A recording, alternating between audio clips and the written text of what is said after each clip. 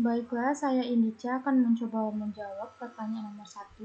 Pertanyaannya, ada beberapa faktor yang mempengaruhi kecepatan metabolisme obat, diantaranya faktor lingkungan dan diet. Jelaskan bagaimana kedua faktor tersebut dapat mengendalikan laju metabolisme dan berikan contohnya.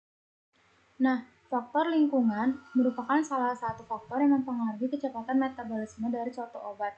Faktor lingkungan ada di sekitar kita dapat mempengaruhi metabolisme obat. Faktor lingkungan ini terkadang sulit dikendalikan dan tidak disadari, tetapi efeknya pada metabolisme obat itu dapat sangat besar. Contohnya itu lingkungan yang dipenuhi dengan zat atau bahan-bahan kimia yang berpotensi mempengaruhi metabolisme obat. Sebagai contoh adalah logam berat seperti timbal, merkuri, kadmium, lalu ada bahan kimia yang berasal dari polutan seperti tetraklorobenzodioksin atau TCDD. Timbal diketahui akan mempengaruhi metabolisme obat.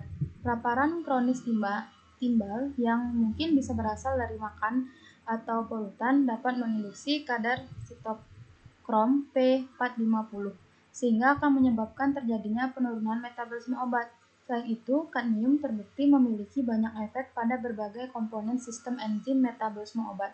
Kadar sitokrom P450 dan sitokrom B5 berkurang, dan sitokrom P450 dapat diubah menjadi sitokrom P420 yang tidak aktif sehingga menyebabkan penurunan dalam proses metabolisme suatu obat.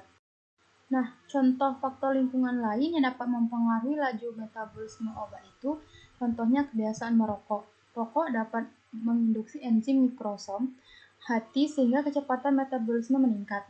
Stres juga dapat menyebabkan gangguan pencernaan yang berpengaruh langsung dengan metabolisme enzim, penyakit lama, operasi, dan cedera. Nah, faktor lainnya yang dapat mempengaruhi metabolisme suatu obat yaitu adalah faktor diet. Diet dan status gizi individu merupakan salah satu penentu penting dalam metabolisme suatu obat, karena perubahan aktivitas enzim metabolisme obat yang dapat mempengaruhi intensitas dan durasi kerja obat. Faktor-faktor tersebut harus dipertimbangkan dalam farmakoterapi. Untuk alasan tersebut, efek dari energi makanan, defisiensi protein, bahan gizi, bentuk diet khusus ini serta keadaan malnutrisi harus dibedakan.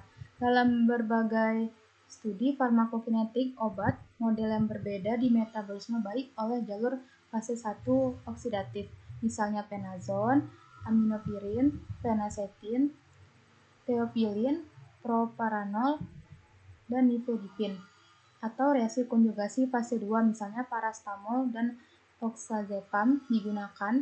Dan dari data farmakokinetik yang dihitung, beberapa informasi tentang enzim metabolisme obat yang terlibat dan terpengaruh, yaitu misalnya sitokrom P450 dan juga glucuronosil transferases.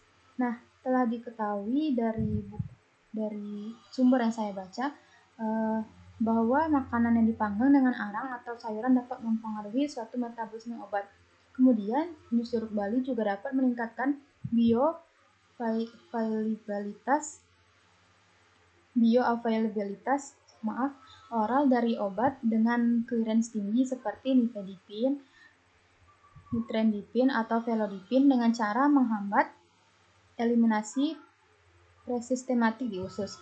Selain itu, kekurangan energi dan terutama asupan protein yang rendah diketahui akan menyebabkan penurunan sekitar 20-40% pada penggunaan penazon dan pembersihan teofilin, serta eliminasi obat-obatan tersebut dapat dipercepat dengan diet kaya protein. Terima kasih.